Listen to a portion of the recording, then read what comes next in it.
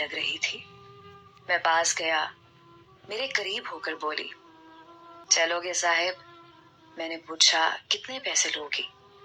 کہنے لگی، آپ کتنے دیں گے؟ میں نے اس کی نیلی سی آنکھوں میں جھانک کر دیکھا، وہ بے بس سی تھی۔ میں نے بولا، آؤ کار میں بیٹھو۔ وہ ڈر رہی تھی، کہنے لگی، کتنے آدمی ہو؟ میں نے کہا، ڈرو نہیں، میں اکیلا ہی ہوں۔ وہ خاموش بیٹھی رہی، پھر کہنے لگی، آپ مجھے سگریٹ سے اذیت تو نہیں دو گے نا؟ میں مسکرایا، بالکل بھی نہیں۔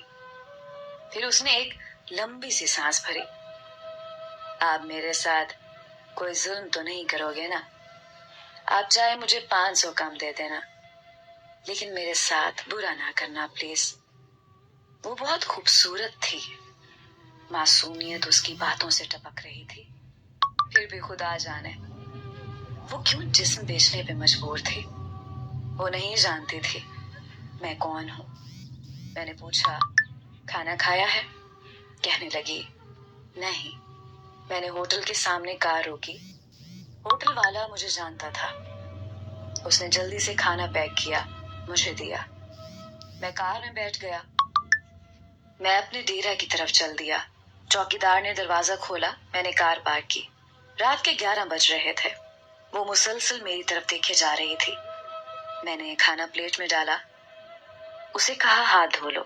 وہ کہنے لگی، میں نے نہیں کھانا۔ میں نے پیار سے کہا، ڈرو نہیں، کچھ نہیں ہوگا۔ وہ ہاتھ دھو کر آئی، میرے سامنے کرسی پہ بیٹھ گئی اور کھانا کھانے لگی۔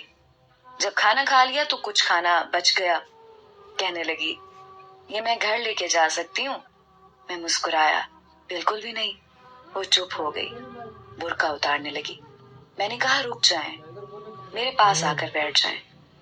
وہ حیران تھی، میری آنکھوں میں دیکھ کر بولی، جلدی سے اپنا کام کریں، مجھے واپس چھوڑیں۔ میں نے کہا، نہیں پوچھوں گا، کیوں کرتی ہو ایسا؟ کیوں بیچتی ہو جسم؟ بس اتنا کہوں گا، چھوڑ سکتی ہو کیا یہ سب؟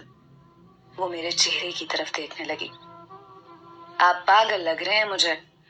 میں نے اس کی آنکھوں میں دیکھا، ہاں پاگل ہی ہوں میں، سب پاگل ہی سمجھتے ہیں مجھے۔ وہ کہنے لگی، اگر کچھ کرنا نہیں ہے تو مجھے واپس چھوڑ کر آؤ۔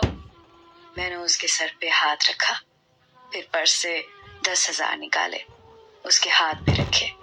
وہ حیران تھی،